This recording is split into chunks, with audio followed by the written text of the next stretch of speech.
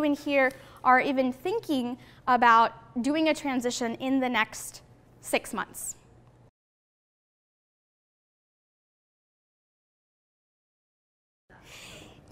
You know what? There isn't.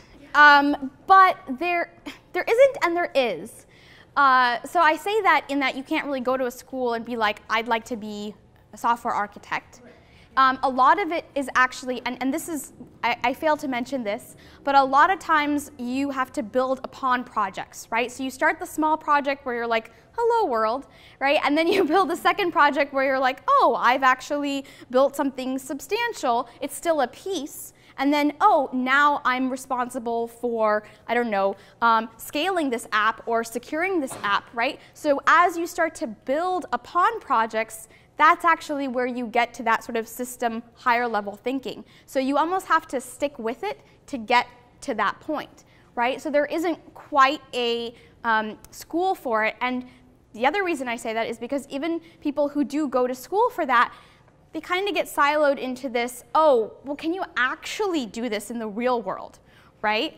So people often want to see that you have projects under your belt rather than having a stamp of a seal of approval from a fancy institution. They still want to know that you have some of that real world experience.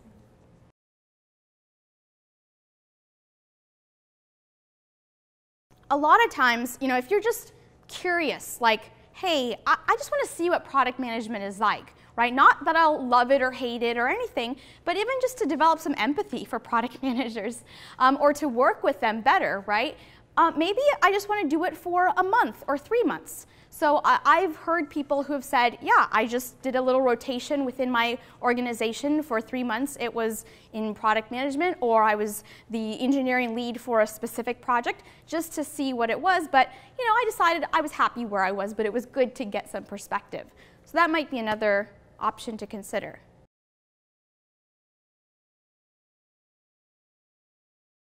Well, here's one thing you can try, and then we can talk a little bit more offline.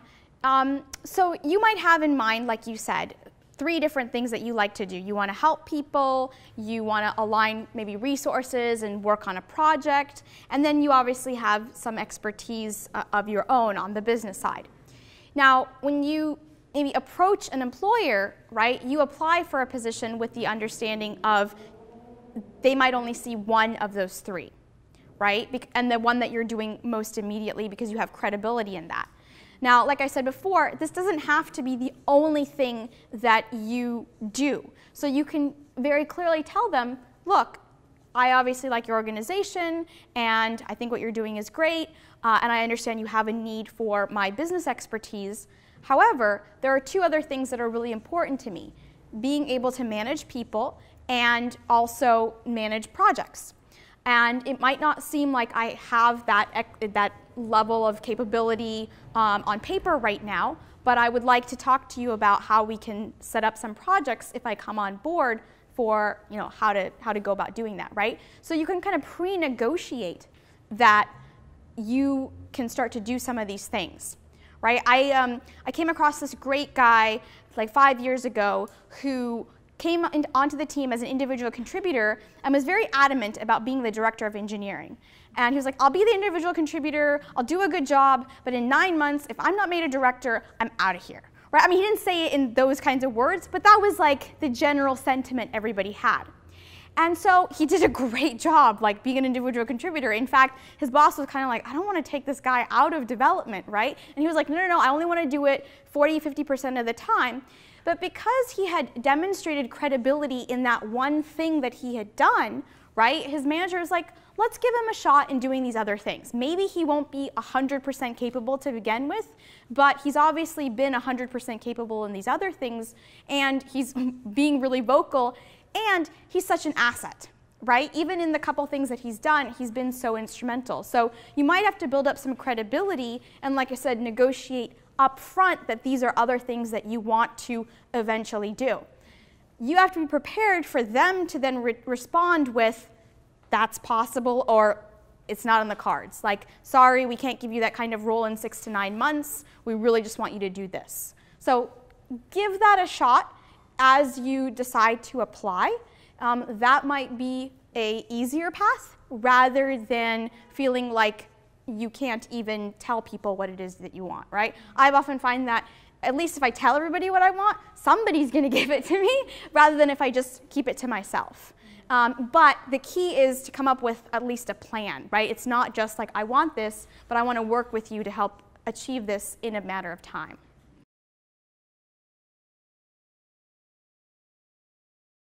Yeah, I mean, I get a lot of this where people are like, oh, I was kind of gently pushed into a particular role.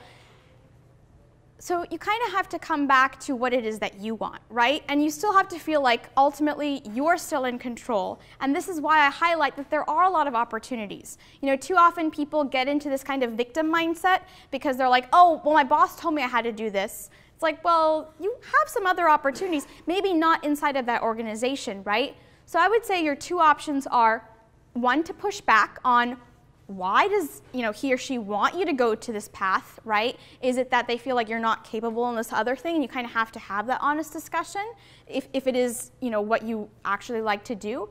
And two, if after that pushback you aren't able to successfully get them off your back, then you do have to find other opportunities where people are going to give you what you want, right? So know that that is an option, but that I know is a tough decision for people to make.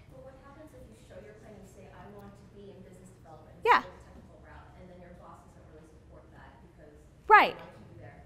So what do you do then? That's when you have to go outside. That's yeah. Either I mean, you would say it to your boss. Yeah.